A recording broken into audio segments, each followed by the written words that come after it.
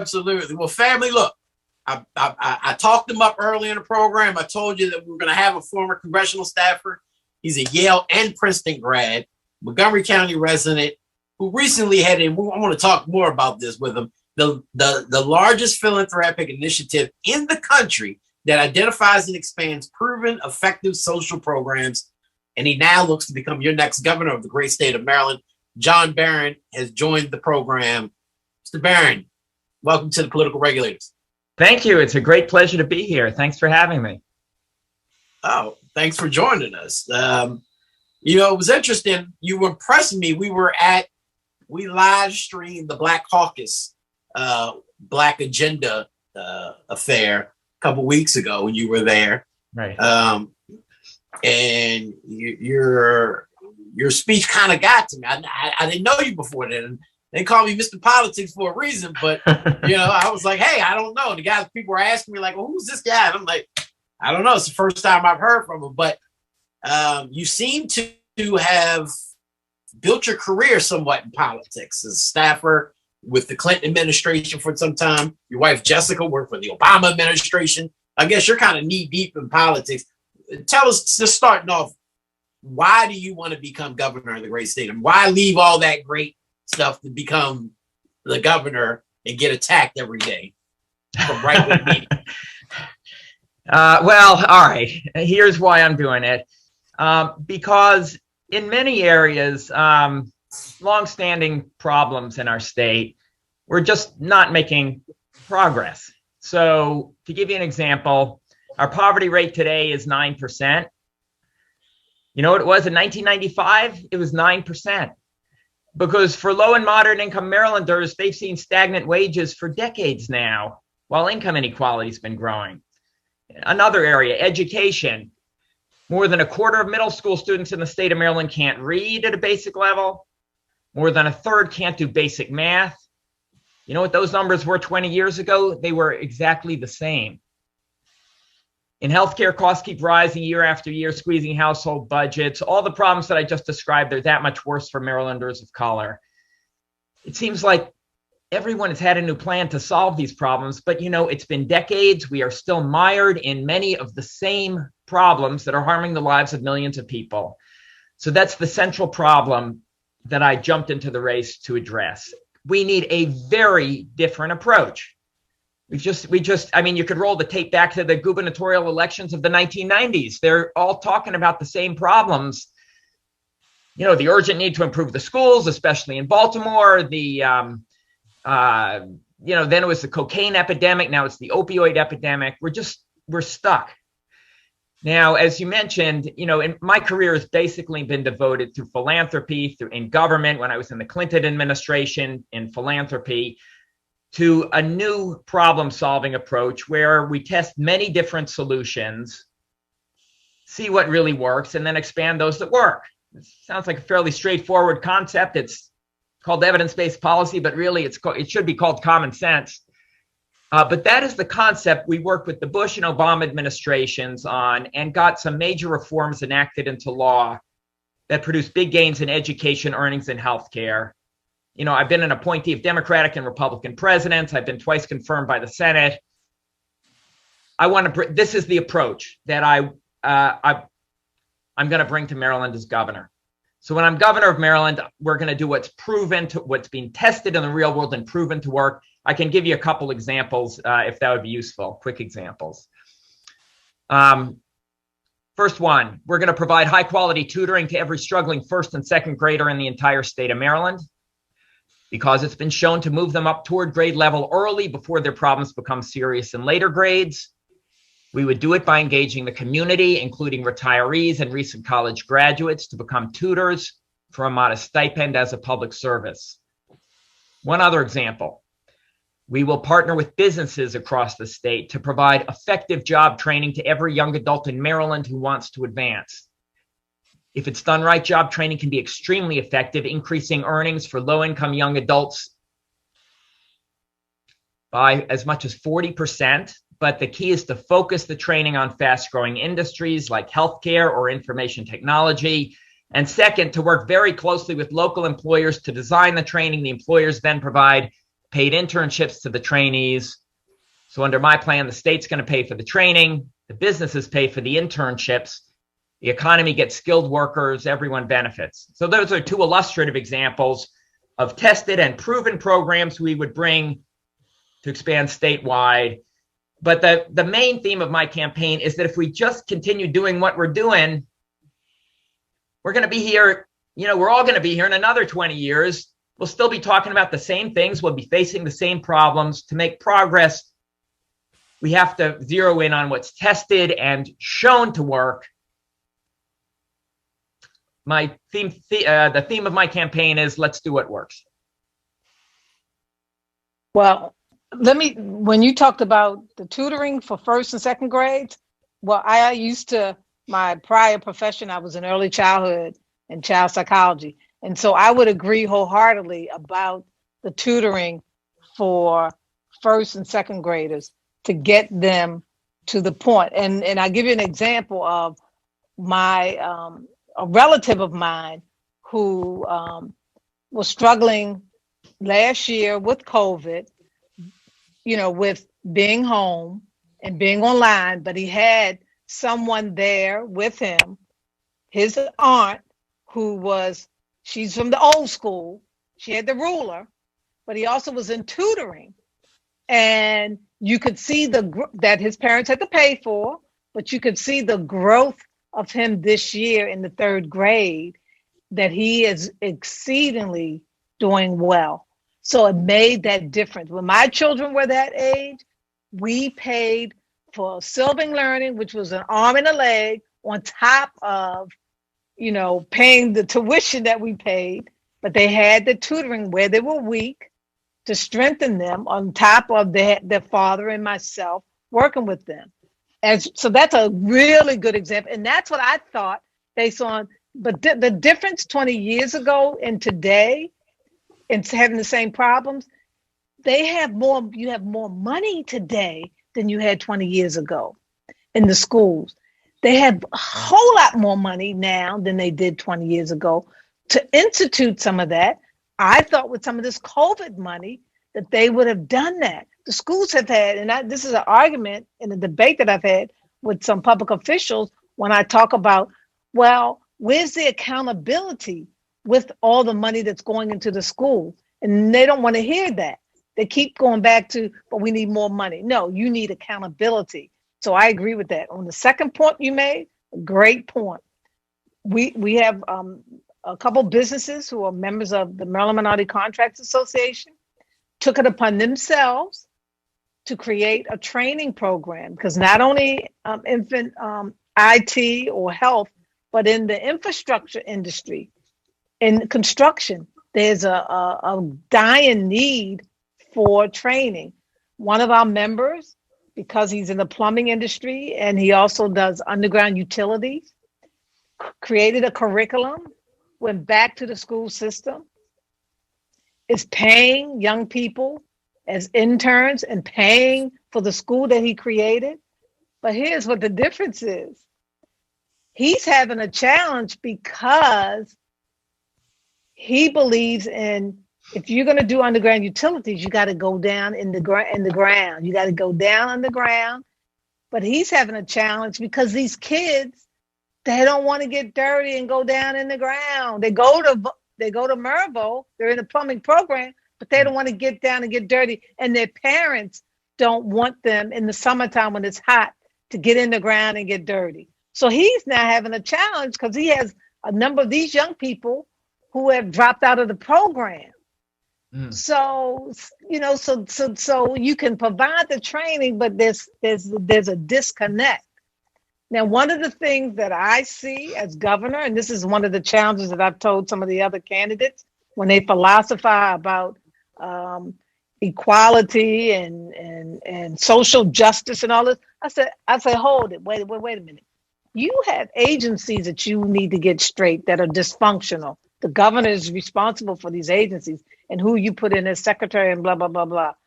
You also, with public safety, our prison system right now, they can't even get funding for GED programs. or rethinking while those individuals are incarcerated some of these training programs while they're in prison. So when they come out, you can put together a career path for those individuals. That's not happening. And as governor, you have a role and responsibility in that area. But when I say this to some of the candidates, they look at me like, okay, yeah, that sounds good. But that's your responsibility as governor, because you have public safety. You have the prison, you have juvenile justice, you have all these agencies that should be a part of reducing the crime and in dealing with individuals coming out.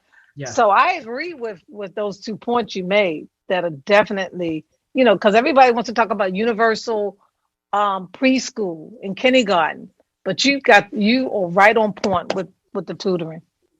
Well, I agree on all counts, everything you just said. So I just and to elaborate on it a little bit, Mayor, people who can afford it, when their kids are not doing well in school, having a little bit of problems, what do? They hire a tutor.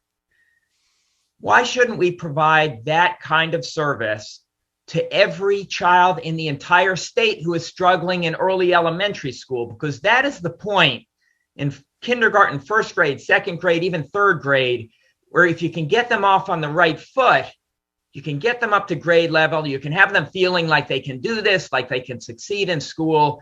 It prevents a whole lot of problems later on. That is a point of intervention where the studies show you can make an enormous difference. So on the second point you made about the training, I'm not aware of the specific situation you described, but it is kind of common sense. For training to be successful, you really need to involve employers so that the training is designed so that the young adults or whoever's being trained get the certifications that the employers are looking for, so that the employers will provide, internships or actual real world experiences. And so that the employers, there's some of these programs like the ones I described that are proven effective, they'll pick up half the bill of the program. The state would pay for the half of it. The employers pay for half of it. And those kind of programs which have close business involvement are the ones that have been shown to increase earnings 20 to 40% sustained over time. That's a real move into the middle class for a lot of these young adults.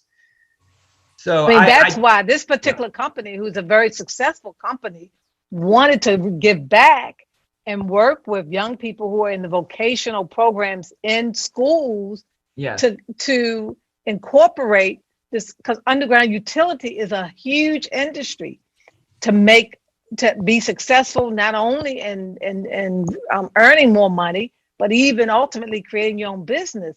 But it's having the challenge of getting these young people who are at these vocational schools in these programs to really understand what that means. Because it was my question was, if he's having a challenge with keeping the young people in the program, my question then is, what's happening at the school that they attend? Aren't they getting the right information to understand that you got to understand what's under that ground if you're going to do underground utility, or if you're going to do plumbing, at a commercial level, but you don't want to do that kind of work. So why are you in that program at Mervo? Yeah.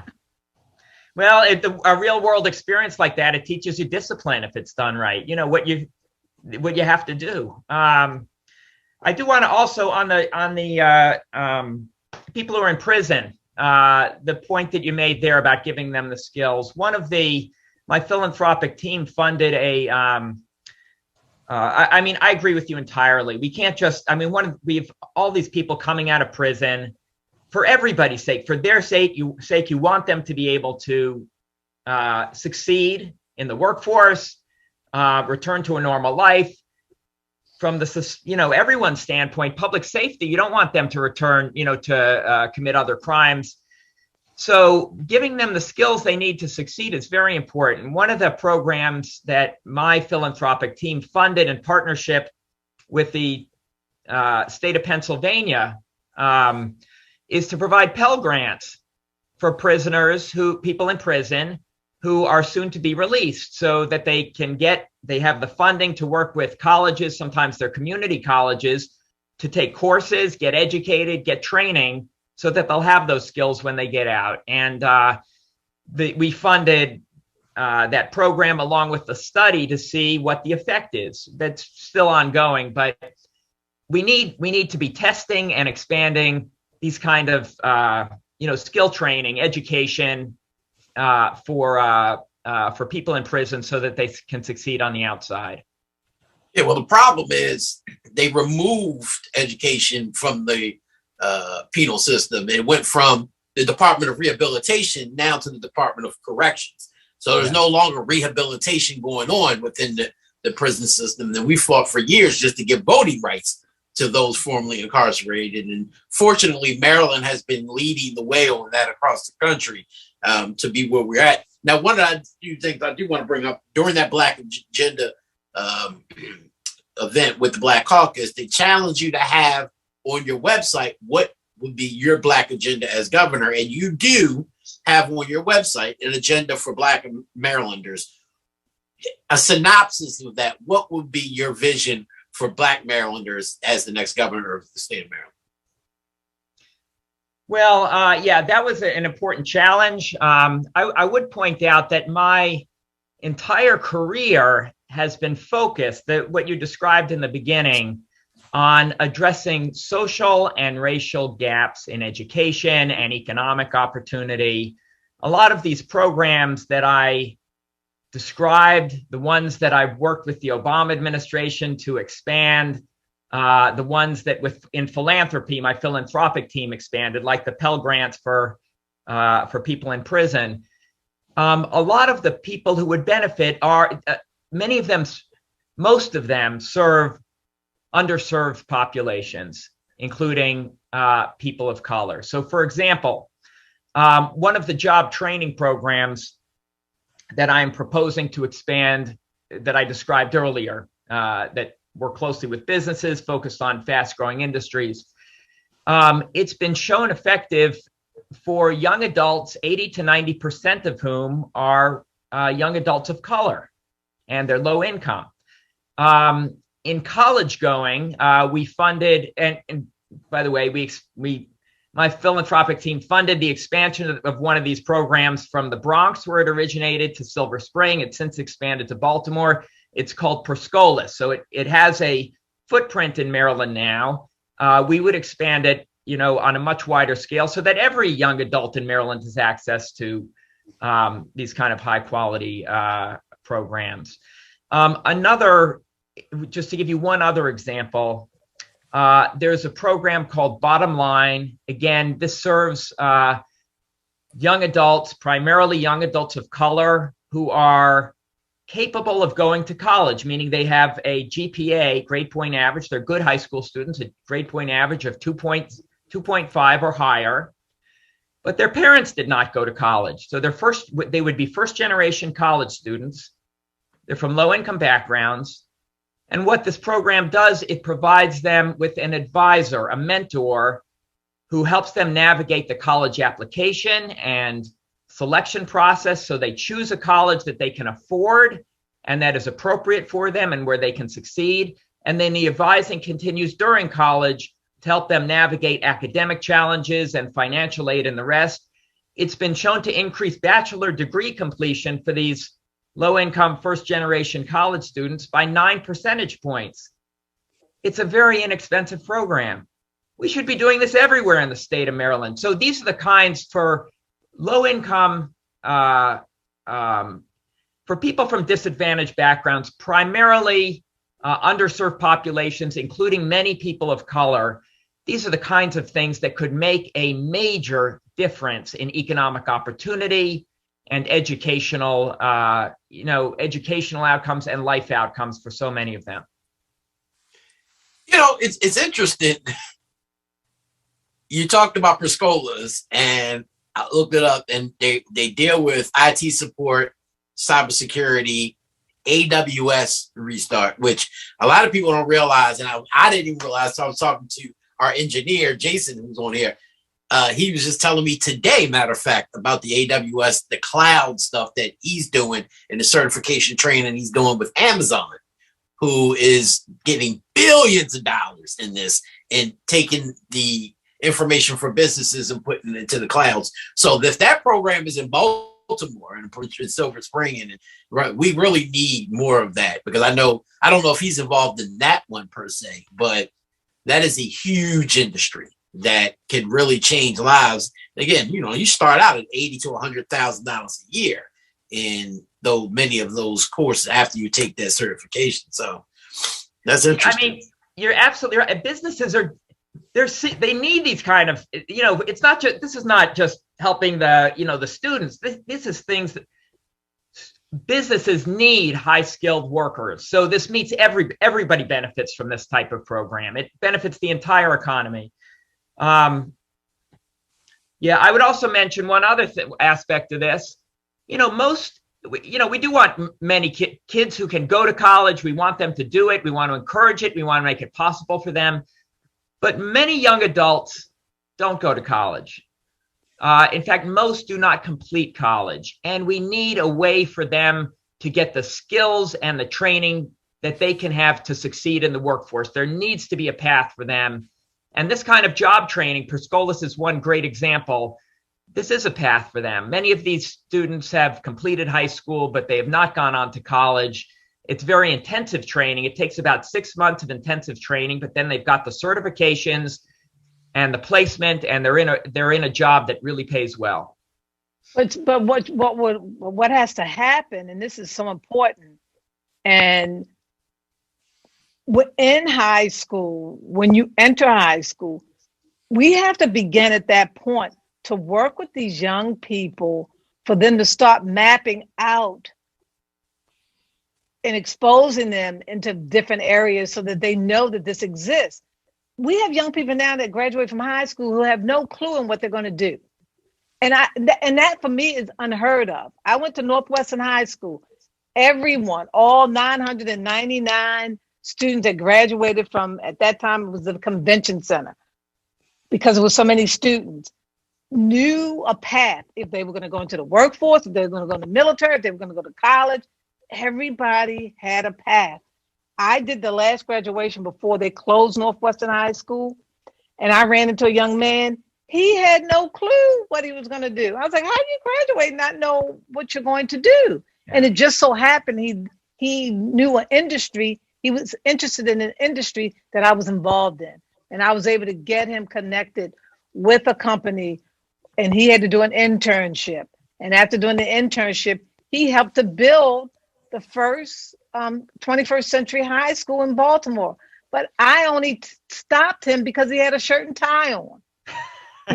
Other than that, I would not have stopped him. So, going back to what you just noted about having tutoring for kindergarten, first, second graders, third graders, having that support system so that our young people will have that chance. And I know that education is going to be the key. Because the question that I always have is, why is it that other people come to this country from other countries, undeveloped countries, and they do extremely well here? Because the foundation of education in their family, even if it's a one building with multiple classes in a developing country in Africa, education is the priority in that family. And we've got to go back to some basic fundamental things that we grew up with here in not only the city, but in the state. And as a governor, you have a lot of agencies and departments that have just been dysfunctional over the years. And so for me, understanding how the different levels of governments work, that's the kind of stuff that I want to hear. And the reason why Hogan was so successful, despite Democrat, Republican, is because he was able to get a message across to people in this state that he was going to reduce taxes and he was going to do X, Y, and Z. So that's why in his second term, he was able to get people who never voted Republican. Who never voted Republican before to get Democrats to vote, because people want to see basic fundamental things happen in the state that impacts them individually and their families. That's why the president's having some challenges right now because of the cost of gas and other things and food. And even though that infrastructure bill passed, the average citizen can't relate to that. They can relate to when I go to the market, I'm paying $5 for a gallon of water, milk. Or now, I use a lot of fresh produce. And a bag of apples, even at Trader Joe's where I market, went up to almost $2 than what I was paying for it. Yeah, so I want to touch on something that, Mayor, that you mentioned. People need to see results from government. I think there's a lot of, and you mentioned accountability earlier. They need to see, and you look at the numbers that in education and in stagnant wages for, low and moderate income Marylanders for 40 years, for goodness sake. And everybody's been talking about different solutions. People are understandably skeptical when politicians come on and talk about, what they're going to do. What I'm offering, and a lot of programs actually don't, they're well-intentioned, but they don't work. So that's why we need to test, find out what does work, and then expand it. But one other innovation in terms of accountability that I would bring as governor, and I'd be interested in your thoughts or reactions on this, is that when we roll out new initiatives, like the ones I've described, job training, education, there's some in healthcare, we would require an independent assessment, a rigorous assessment, so that the results of which would be reported to the voters and to me as governor and to the General Assembly at the same time, so that everyone will be able to see, did this actually increase high school graduation rates or wages or whatever the goal is? People won't just have to take my word for it. They'll be able to see the results for themselves. This is the way that government ought to work. And so that in terms of accountability and showing people that we're actually, if we're able to make progress, that we're actually making it, or what areas need to be changed if we're not making it, that's a new innovation I would bring as governor. Well, what would be the difference between that and just simple audits that are being done on a 3-year basis? Well, it's interesting. So audits are generally tell you whether, a program is the money being spent on the program? Are people showing up for it? How much does it cost per student or per to do it? Are people showing up for if it's a 10-session job training program, are the parts operating as they should? That is an important question. We need to be doing audits. Government does audits all the time. How's the money being spent? But the real question from the standpoint of the taxpayer and of, whether it's really improving people's lives is, are these people that are participating in a worker training program, for instance, are their wages actually going up after they complete the program compared to an equivalent group of people who did not get the training? So that is the key question that's almost never measured in government. In the cases where it is measured, let me give you one example. The largest job training program in the United States, it's a federal job training program for adult and dislocated workers. It's a multi-billion-dollar program nationally. It's tens of millions of dollars in Maryland. There was a large study, federal study, showing that the workers who got the training ended up with wages that were roughly the same as the workers who didn't. So this is a well-intentioned program that is not improving people's economic well-being. It's not meeting its goals. And there's a lot of money there. What we need to do is refocus that money on the kinds of programs job training programs that really are proven effective, the ones I described that have close partnership with businesses and so on. But that kind of assessment is absolutely critical to tell whether we're really making progress. So, no, I agree with that, because when people say that there are not opportunities, we don't have programs, there are so many opportunities and programs that are out there. But the question is, how effective are they? And that's why when I hear that you gotta give folks opportunities, this doesn't exist, that doesn't, today practically everything exists that's there. But the question is, how effective is it? And how are you getting the message out to people? And how are you getting them engaged and involved? And you got to do those assessments. Like I said, 20 years ago, the money that schools have now, the money that teachers and administrators and others are being paid versus 20 years ago, we should have the best school systems in America. And that's why I challenge people when we calculate how much goes into per pupil. We're like number 3 in the country. In Baltimore alone. Yes.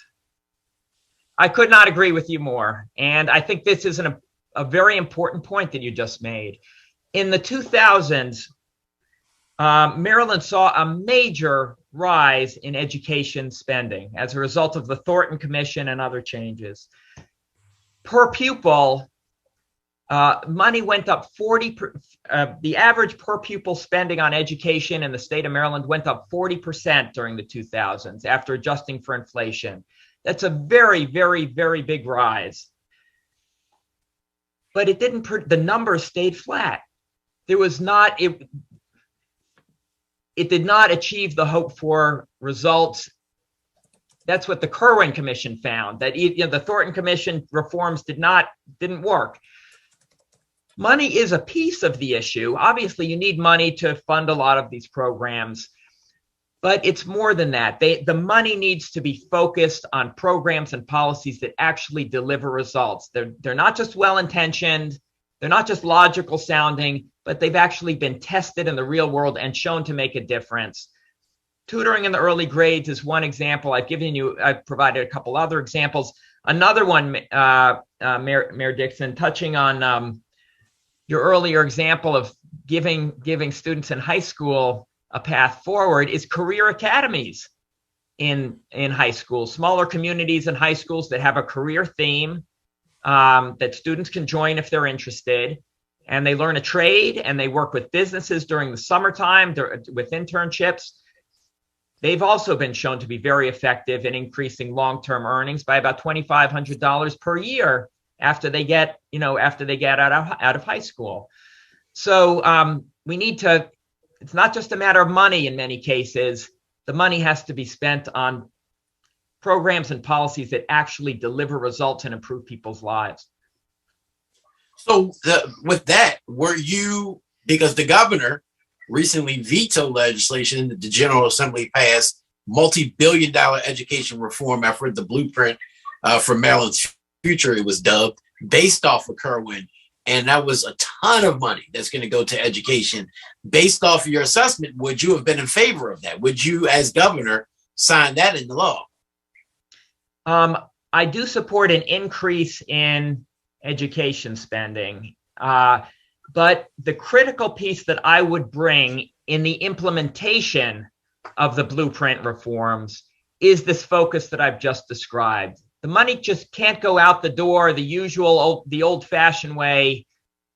It really has to be focused on programs that are going to deliver results, that are going to work. I'll give you one other example. KIPP public charter schools, which they're public charter schools. They're no excuses charter schools. They operate to a limited degree in Baltimore. They've been shown to be very effective. That's another one we should expand. But again, the increase in funding, the piece that I would bring is to focus it on programs and policies in education that have been tested and shown effective. Or in some cases, we would use the money to test new ideas on a limited scale, see if they work, and then expand them if they do. All of which would be done in partnership with school districts around the state. So roughly 90% of the non-Democratic candidates running for governor now, including yourself, are from Montgomery County. Whole different region of Maryland than Baltimore region. We've seen Peter Francho run to Prince George's County, Rashawn Baker run from Prince George's to Montgomery County. what would be your assessment on number one, a lieutenant governor pick, and number two, what would you do as governor to provide for the Baltimore region? Well, in seeking a lieutenant governor, my approach would be to choose someone that can provide some balance. I would like to choose someone preferably from another part of the state. The most important thing for me is to I would like to choose, if at all possible, someone, a person of color, because I want the ticket and I want my administration, not just the two of us, but the entire, me and the lieutenant governor, but my entire cabinet, to reflect the full diversity of Maryland, both geographically and racially. So that is a very important value to me, and that would guide my pick of lieutenant governor. A lot of Baltimore, I mean, 1 in every 10 Maryland residents lives in Baltimore. It is the biggest and oldest and finest city in the state. And I feel a lot of the programs and policies that I have described, we would partner with Baltimore officials, school district officials, police, law enforcement officials, the mayor. I would want a strong working partnership with Baltimore to address issues like education and public safety, with the state providing the resources necessary and technical assistance focused on these kind of proven programs, but a real partnership with the city of Baltimore and its leadership in advancing this agenda. Well, in public safety, whoever's the governor, I go back to understanding state government, and parole and probation is under the governor. The courts are under the governor, particularly with the judges. Juvenile services is under the governor. The prison system's under the governor. The state troopers are under the governor. The governor has so many agencies that intertwine with public safety, not only just for Baltimore, but all over the state of Maryland. And for some reason, Martin got it. And that's why in his role as governor, in my plan that I created for Baltimore City, we saw numbers going down because we could focus on those areas. The Criminal Coordinating Council had everybody at the table in public safety because everybody has a role. It's not just police, it's state's attorney, the governors, the courts, the judges, all of those play a role in that. And it appears as though over the last X amount of years that the disconnect has also contributed to the rise in crime. So hopefully, whatever your strategy and plan is, you'll take a look at the Criminal Coordinating Council, but also your departments and agencies that play a role in that process as well. Yes. Amir, when you were the mayor of Baltimore, there were, you presided over a time in your administration when there was a steady decline in crime, including violent crime in Baltimore. And we've seen an uptick in last 5-6 years for a variety of reasons. Baltimore is, as you probably know, we just crossed 300 homicides this year. This is 7 years in a row. As far as homicides, we're almost back to where we were in the 1990s. So it really is an urgent issue, and there needs to be a partnership. One of the ideas that I'm proposing, I'd actually be very interested in your thoughts on this, because I know one of your strategies was to focus on individuals who are most likely to commit violent crime. one of the strategies, Baltimore is actually Mayor Scott and the police chief are launching this.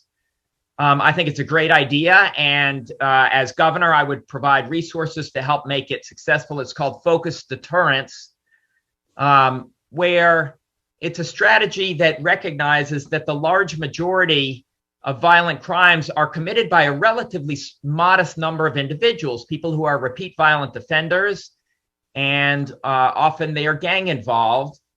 And this strategy it invites them in for meetings with community leaders and with heads of public service agencies, social service agencies, and with law enforcement, and offers them, on one hand, a positive way forward, job opportunities and job training and counseling and addiction treatment if they need it. So there's a positive way forward, but also makes clear that if they continue to act violently, that they will be the focus of extraordinary attention from law enforcement.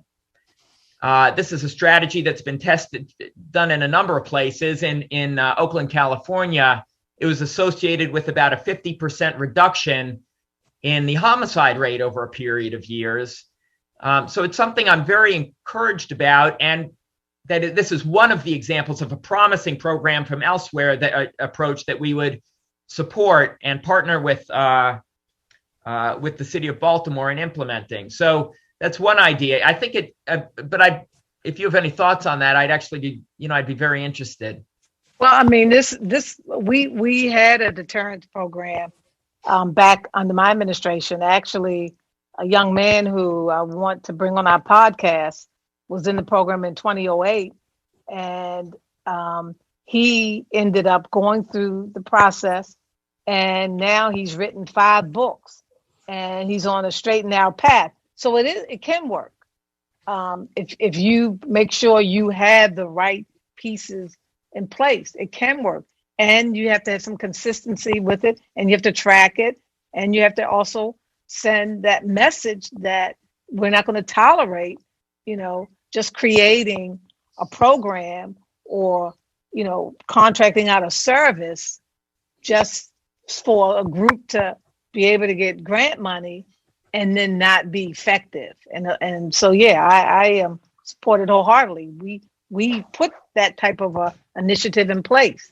The issue has been, you need that consistency, no matter who the mayor is. All right, so we do have a caller. We want to wrap up, but before we do, we invite our listeners and callers to send us questions on social media as they're watching live, or to call in. So, Yolanda, welcome to the Political Regulator.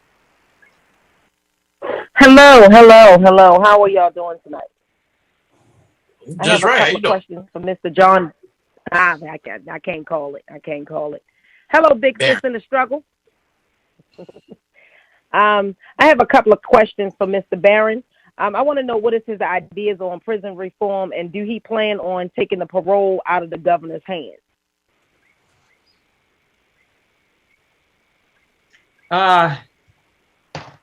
Thank you for that question, Yolanda. Yes, I do. I would. There's actually 2 questions. Yes, the governor, the parole decision should not be in the hands of the governor. It should be taken out of the political process. I strongly support that. On prison reform. Thank you. And yes, sorry, go ahead. Yeah, go ahead. No, go ahead. I was going to say on prison reform, we need. Well, let me ask you, Yolanda, what specifically are you referring to? I mean, I have ideas in particular on what can be done for people who are leaving prison to help ensure they're successful in creating a new life once they leave. But is that the question you're asking? Well, actually, we need to do something. My organization is called People Empowered by the Struggle. We're a one-stop shop for all struggles. So we do have one that sits on our board, our director of inmate affairs. He's locked up for a murder that he did not commit, and we're trying to get him home now. So when we ask about prison reform, we're talking about the services that's offered like 2 to 3 years before they leave the system. as far as I don't want to give away my stuff, but as far as we're trying to create a system where 2-3 years out, where they on their way out the door, we want to have them into some type of construction trade, but they leave the jail every day to go work, but they get to keep their money. But whatever money they owe to the jail system is paid off before they leave jail, and child support. And so when they come home, they won't be on parole or probation, because we know that's one of the things that stop people, that makes them look down on them. And another question is, what is your stance on giving pardons? Because the governor that we have now has never in 8 years pardoned not one person. I do support the pardon power, and we need a sort of a process, a process for deciding how, which cases to look at, which cases to consider, how, but yes, I do support the pardon process for the governor. It's an option of last resort. Gotcha. Okay, and my last question is, can you find solutions for inmates, male or female, older, that's incarcerated, 65 and older, that's been incarcerated for over 25 years, that haven't made parole yet? Well, solutions in terms of what? In terms of providing them a path forward to make parole? Yes, because they're not. It's a couple of them that's over there now that was supposed to have been paroled out, and they have not been paroled. They've been locked up for over 25 years. They over the age of 65. Well, ultimately, there is the pardon power of the governor, but that would be for exceptional circumstances. But it could be used. I mean, that is one way. But we would need to review the process in general to make sure that people, are given in the parole process, are given a fair chance for release if they've been locked up for that long. Okay, because we're actually looking for somebody to support in this process, but we're not supporting anybody that doesn't have anything for incarcerated or formerly incarcerated and now returning citizens. So it will be if you can leave a number where we can reach out to you at. I will do it. Let me put my in the chat box. I'm going to put my if you're able to get that, I'll put my no, not in the chat box. Not in the chat box. Okay. But my email address, please reach out to me, is Jon, Jon, at Jon Baron, JonBaron.com. So John with no H, Jon Baron at Jon Baron with one R, .com. But Yolanda, sorry, go ahead. You said JOH? No, sorry, JON at JON at Jon Baron, JonBaron.com. Let me address one other issue you raised, which I think is very important, giving people an opportunity to get the skills and treatment and counseling and so on for when they leave. I mentioned providing Pell grants to people in prison so that they can get the training and education they need to be successful when they get out. There is something that is also very effective, which is drug treatment. Certain kinds called therapeutic communities. These are for inmates that have drug problems, and more than half of inmates do have that drug problems or have had a struggle with it. It provides them a therapeutic community before they're released, a separate community within the prison, where they get mentoring from people who are recovering drug addicts, who are recovered drug addicts, on how to succeed and how to resist drugs when they get out. And the counseling continues when they get out into the community. It's called Therapeutic Communities. It's been tested in California and was found to reduce the reincarceration rate by a substantial amount, by about 20% over a 5-year period.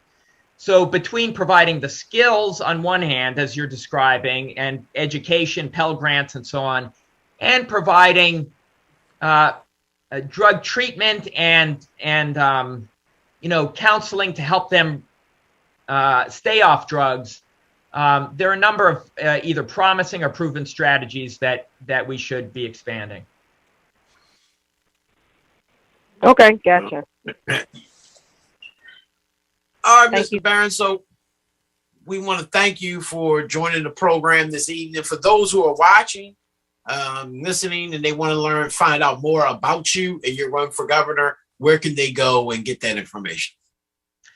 The best place is my website, which is jonbaron.com. So again, Jon without an H, BARON.com.